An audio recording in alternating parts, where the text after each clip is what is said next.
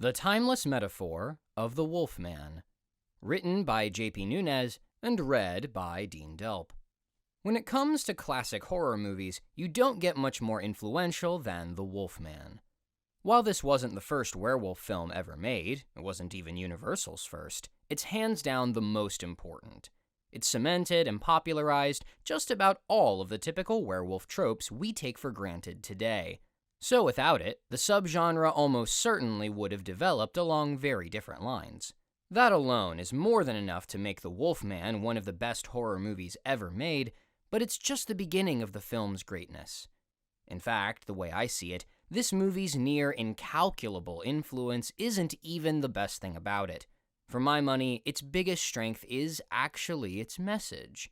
The Wolfman is essentially just one big metaphor for a key element of the human condition. So, unless you've entirely lost touch with your humanity, you'd be hard-pressed not to be moved by its central themes. It's quite possibly the most universally relatable horror film ever made. So, without further ado, let's take a deep dive into this absolute classic and see how beautifully it conveys an important message about what it means to be human. Early on in The Wolfman, before Larry Talbot, the titular lycanthrope, gets bitten and becomes a werewolf, there's a scene where his love interest, Gwen, tells him about the creatures for the first time, and she recites a brief poem about them. Even a man who is pure in heart and says his prayers by night may become a wolf when the wolfbane blooms and the autumn moon is bright. At this point in the film, it's easy to dismiss these words as just a bit of fictionalized local color, but they're actually very important. They foreshadow the film's main message, and in case you don't get it this first time, they pop up again and again throughout the story to hammer the point home. So what does the poem mean?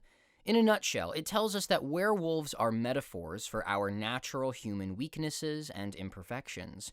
Just like a person who is pure in heart can still become a werewolf in this mythology, so too do good people in the real world still struggle with all sorts of vices and toxic traits.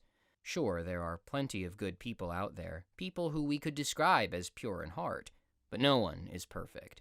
Even the best of us do bad things sometimes, and no matter how we try, we're never going to overcome that natural human weakness.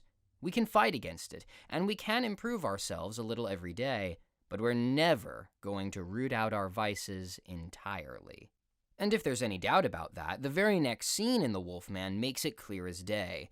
After Larry goes back home, he tells his father about what Gwen said, and the man explains to Larry that the werewolf legend is, quote, an ancient explanation of the dual personality in each of us. After reciting the poem about a man who is pure in heart, he basically tells us that these words are also about the dual personality he just referenced. Now, if the poem contrasts people who are pure in heart with werewolves, it stands to reason that the two personalities Larry's father is talking about are purity of heart, aka virtue and moral goodness, and its opposite, which would be vice and evil. What's more, later on in the film, he straight up says that lycanthropy represents the good and evil in every man's soul. So, once again, we see that the Wolfman is basically just one big metaphor for our natural human struggle with evil. No matter how good we are, we all have that dual personality inside of us. We all do things we know we shouldn't. And once Larry gets bitten by a werewolf and becomes one himself, the Wolfman demonstrates that universal truth in a very poignant way. When the moon is full, Larry turns into a human-wolf hybrid and kills people, and it causes him untold anguish. It's tough to put into words, but if you've ever seen The Wolfman, you know that Lon Chaney Jr.'s performance as Larry Talbot is fantastic. Granted, it can be a bit wooden in the early parts of the film, but once the horror gets going, everything from Chaney's facial expressions to the tone of his voice lets you know without a doubt that Larry is a man in tremendous pain. He doesn't want to murder people in his wolf form, but he has no choice. No matter how he tries to stop himself, he simply can't. And that awful inevitability weighs on him just as heavily as you'd expect. Just like Larry Talbot, we too know we should be better, but no matter how hard we try, we just can't get rid of the curse of our weaknesses and vice. All that being said, the Wolfman isn't entirely pessimistic. While it focuses primarily on our inability to completely root out the evil in our souls, it does contain a glimmer of hope as well. There's a scene toward the end of the film where the Wolfman is stuck in a bear trap and he can't get himself out of it. He tries and tries, but after a while, he just kneels over and passes out.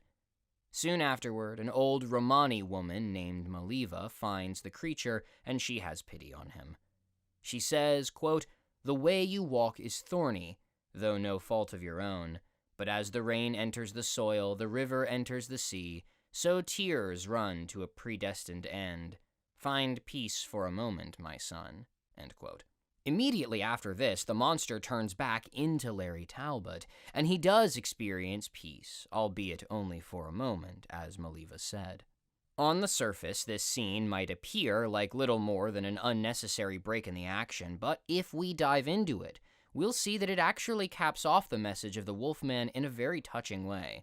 For starters, Maliva's compassion is a great example for us to follow. She recognizes that Larry's path is thorny, though no fault of his own. So she doesn't condemn him for being a murderous monster. Instead, she does what she can to help relieve him of his burden, and that's exactly how we should approach the dual personality in each of us as well.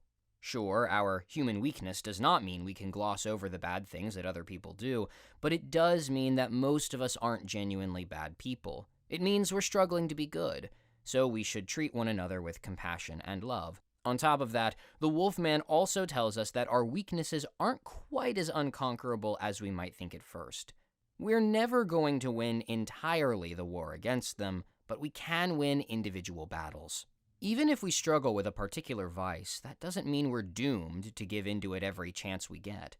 Rather, just like Larry was able to fight his curse and revert back to his human form for a while, so too can we fight against our baser natures and choose the higher road sometimes. So despite what we might think at first, The Wolfman is actually a hopeful movie.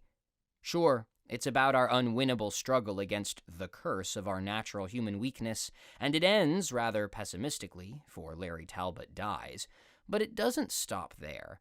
It also gives us a glimmer of hope and shows us that we're not entirely helpless in that fight.